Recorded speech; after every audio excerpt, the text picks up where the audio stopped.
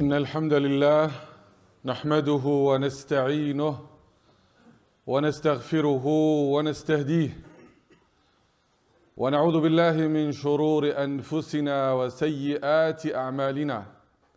من يهده الله فهو المهتد ومن يضلل فلن تجد له وليا مرشدا. ونشهد أن لا إله إلا الله وحده لا شريك له، له الملك وله الحمد وهو على كل شيء قدير. ونشهد أن محمدًا عبده ورسوله، نشهد أنه بلغ الرسالة وأدى الأمانة ونصح الأمة وكشف الغمة وتركنا على المحجة البيضاء ليلها كنهارها لا يزيغ عنها إلا هالك. اللهم صل وسلم وبارك على هذا النبي الكريم.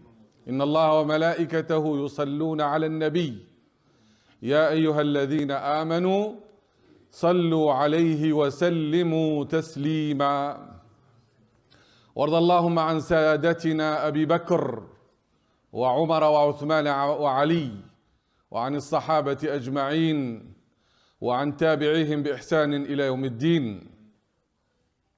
يا أيها الذين آمنوا اتقوا الله ولتنظر نفس ما قدمت لغد واتقوا الله إن الله خبير بما تعملون. واتقوا يوما ترجعون فيه إلى الله ثم توفى كل نفس ما كسبت وهم لا يظلمون. أما بعد، فإن سلف هذه الأمة صحابة رسول الله صلى الله عليه وسلم إذا كانوا أمام شدة أو مصيبة أو كارثة كانوا يقولون: ما نزل بلاء إلا بذنب وما رفع البلاء إلا بتوبة. Les compagnons du prophète sallallahu alayhi wa sallam, devant les malheurs qui les atteignent ou les difficultés de la vie, ils ont l'habitude de dire: Ma nazala bala'un illa bidhanb.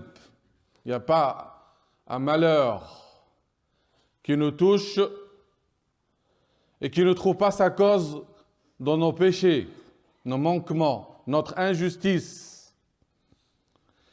Et pour que cette épreuve disparaisse, il faut le repentir. Il n'y a pas d'épreuve ou de malheur qui disparaît sans le repentir sincère vers Allah subhanahu wa ta'ala. أفلا يتوبون إلى الله ويستغفرونه. Comment ça se fait, tu te trouves dans les difficultés et devant des épreuves et une situation très grave et tu continues à désobéir à Allah et que la difficulté ne t'amène pas à revenir vers lui. Si les malheurs ne nous stoppent pas, ne nous mettent pas un barrage devant ces péchés qu'on a l'habitude de commettre, qu'est-ce qui va nous réveiller? La mort? La mort, ça sera trop tard. قال الله تعالى لنبيه صلى الله عليه وسلم: ولقد أرسلنا إلى أمم من قبلك فأخذناهم بالبأساء والضراء لعلهم يتضرعون. فأخذناهم بالبأساء والضراء. Nous avons envoyé des messagers aux communautés avant toi. Le prophète sallallahu alayhi wa sallam est le dernier des messagers. Et Dieu a envoyé des messagers, des prophètes au peuple avant lui. Mais ils ont préféré ne pas répondre à l'appel de la vérité et de la lumière. فَأَخَذْنَاهُمْ بِالْبَأْسَاءِ وَالضَّرَّاءِ لَعَلَّهُمْ يَتَضَرَّعُونَ. Quand ils n'ont pas répondu favorablement à l'appel des prophètes, Allah les a saisis de malheur, d'adversité et de détresse, afin qu'ils implorent sa miséricorde. Devant la difficulté, c'est un signal de la part d'Allah. Implore la miséricorde d'Allah. Repente-toi, cesse tes méfaits, ton injustice, et reviens vers Allah comme un serviteur faible, avec le cœur brisé, qui implore la miséricorde d'Allah subhanahu wa ta'ala. فَلَوْلَا إِذْ جَاءَهُمْ بَأْسُنَا تَضَرَّعُوا وَلَكِنْ قَسَتْ قُلُوبُهُمْ وَزَيَّنَ لَهُمُ الشَّيْطَانُ مَا كَانُوا يَعْمَلُونَ. Au lieu d'implorer le pardon d'Allah et d'implorer la miséricorde d'Allah, au lieu de revenir vers lui, ils ont préféré se détourner de lui, et alors leurs cœurs se sont endurcis. فَلَوْلَا إِذْ جَاءَهُمْ بَأْسُنَا تَضَرَّعُوا. Pourquoi donc, quand notre rigueur vint vers eux, ils n'implorent pas la miséricorde d'Allah subhanahu wa ta'ala? Et chacun de nous doit se demander, devant ces difficultés, il faut qu'on se réveille. Allah ta'ala nous montre notre faiblesse. Il nous montre que c'est lui le bienfaiteur. Et on doit se rappeler ses bienfaits. Combien de nous profitent des bienfaits d'Allah subhanahu wa ta'ala? Ils sont nombreux. Nous sommes noyés par une pluie de faveurs et de bienfaits de la part d'Allah, mais on fait comme les aveugles, on ne voit pas ses bienfaits. جاء في الأثر الإلهي أن الله تعالى قال إني والإنس والجن لفي نبأ عظيم أخلق ويعبد غيري وأرزق ويشكر سواي خيري إلى العباد نازل وشرهم إلي صاعد أتقرب إليهم بالنعم وأنا الغني عنهم ويتبغضون إلي بالمعاصي وهم أفقر شيء إلي. C'est étonnant notre relation avec Dieu. أخلق, Dieu nous dit, je crée, c'est moi le créateur. ويعبد غيري, mais on adore autre que lui. وأرزق, et c'est moi qui accorde la subsistance. ويشكر سواي, mais on remercie autre qu'Allah subhanahu wa ta'ala. On oublie que c'est lui qui donne, c'est lui qui accorde ses bienfaits, et au lieu de dire merci à Allah, on remercie les créatures qui sont seulement des causes. Les biens d'Allah descendent sur nous, mais en contrepartie, c'est notre mal qui monte vers lui. C'est lui qui nous donne ses bienfaits alors qu'il n'a pas besoin de nous. Et nous, qu'est-ce qu'on fait? On fait tout pour lui montrer notre ingratitude. Alors, face à des difficultés dans ta vie, pourquoi tu n'implores pas le pardon et la miséricorde d'Allah subhanahu wa ta'ala? Le prophète nous dit, il nous rassure, وَاعْلَمْ أَنَّ فِي الصَّبْرِ عَلَى مَا تَكْرَهُ خَيْرًا كَثِيرًا وأن النصر مع الصبر وأن الفرج مع الكرب وأن مع العسر يسرا ويقول استقبلوا أمواج البلاء بالتضرع والدعاء. Quelle que soit notre situation, il faut savoir que le remède, la solution, elle est auprès d'Allah subhanahu wa ta'ala. Et derrière un malheur, il peut se cacher un bonheur. Sache, nous dit le prophète sallallahu alayhi wa sallam, dans la patience devant ce que tu détestes, il y a un grand bien. Et sache que la victoire ou le secours vient après la patience. Et que le soulagement vient après la détresse. وَأَنَّ مَعَ الْعُسْرِ يُسْرًا كما قال الله تعالى فإن مع العسر يسرا إن مع العسر يسرا. Avec la difficulté, il y a la facilité. Avec le malheur, il y a le bonheur. Et le bonheur du croyant, c'est d'être avec Dieu, pas éloigné de lui. Si un malheur nous rapproche de lui, devient un bonheur. Et si un bonheur nous éloigne de lui, ça devient un malheur.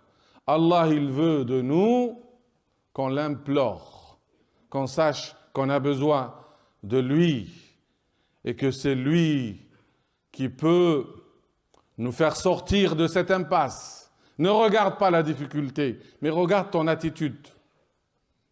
Est-ce que tu implores Allah? Est-ce que tu montres que tu as besoin de lui dans la prière ou autre? Ou tu l'as oublié? Ils ont oublié Allah et il les a oubliés. Ils ont oublié Allah, nasullah, fa'ansahum anfusahum. Ils se sont oubliés eux-mêmes. On a oublié notre intérêt, malheureusement. Et on a commis de l'injustice envers nous-mêmes. Au lieu de faire comme Adam et Hawa, Adam et Ève, quand ils ont commis le péché, ils ont mangé de l'arbre, ils ont reçu ces paroles d'Allah subhanahu wa ta'ala. فَتَلَقَّى آدَمُ مِنْ رَبِّهِ كَلِمَاتٍ فَتَابَ عَلَيْهِ. Il a reçu ces paroles pour lui apprendre comment revenir et se repentir vers Allah. قَالَ رَبَّنَا ظَلَمْنَا أَنفُسَنَا. Les deux, Adam et Ève, ils ont dit, notre Seigneur, nous avons commis une injustice envers nous-mêmes. Ne continue pas tes péchés, ta désobéissance. Tu es en train de faire de l'injustice envers toi-même. Cesse ton injustice. Et qu'elle soit envers toi ou envers les autres. Comment on veut qu'Allah soit miséricordieux envers nous, alors que nous sommes durs, avec des cœurs durs, et injustes, sans miséricorde. فلولا إذ جاءهم بأسنا تضرعوا ولكن قست قلوبهم. Certains devant la difficulté, au lieu d'avoir un cœur doux, compatient, qui pense aux autres, son cœur devient dur. وزين لهم الشيطان ما كانوا يعملون. Et le diable leur a embelli ce qu'ils faisaient. Le diable te dit c'est la faute des autres, c'est pas ta faute. Alors que Adam et Ève, ils ont dit Rabbana zalamna anfusana. Ça vient de nous. Ils n'ont pas dit c'est le diable qui nous a induit en l'erreur. Et les deux ont reconnu leur faute. Et c'est pas l'un qui rejette la faute sur l'autre. C'est pas Adam qui rejette la faute sur Ève. C'est ta faute. C'est toi qui m'as induit. Rabbana zalamna anfusana. Wa in lam taghfir lana wa tarhamna.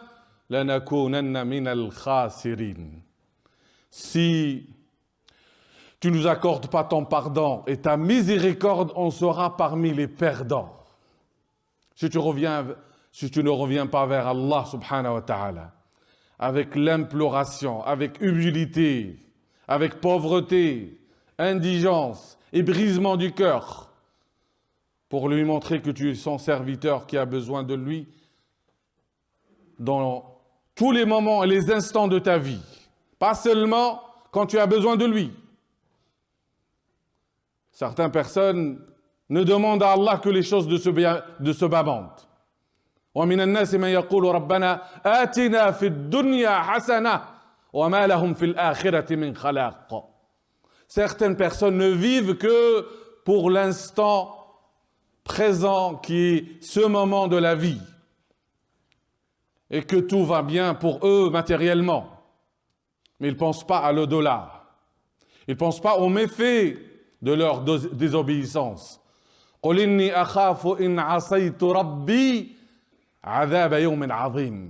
Dis, je crains, si je désobéis à mon Seigneur, le châtiment d'un jour terrible. Beaucoup de gens ne craignent pas les conséquences de leurs péchés, mais ils craignent la pauvreté, ils craignent les prix qui ont augmenté, ils craignent la perte d'emploi, mais ils ne craignent pas de finir dans l'enfer. Et parce qu'ils n'ont pas cette crainte d'Allah subhanahu wa ta'ala, ils vivent dans la misère et le malheur. Le bonheur, c'est d'être avec Allah subhanahu wa ta'ala dans la prière, dans l'imploration, dans le dua. Le bonheur, c'est quand tu t'assois après la prière et tu dis « Ya Rabb, Rabbi, zalamtu nafsi, wa amiltu su'an, faghfir li » Mon Seigneur, j'ai commis un mal envers moi-même.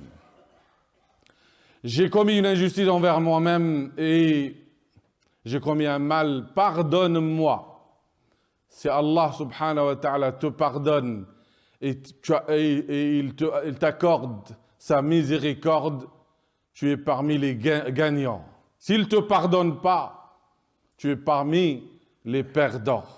Donc on doit s'asseoir un instant en famille et avec les amis, avec les frères et entre les sœurs pour reconnaître nos manquements, nos défauts, nos vices et demander à Allah qu'il nous pardonne. اللهم اغفر لنا وللمؤمنين والمؤمنات والمسلمين والمسلمات الأحياء منهم والأموات وآخر دعوانا أن الحمد لله رب العالمين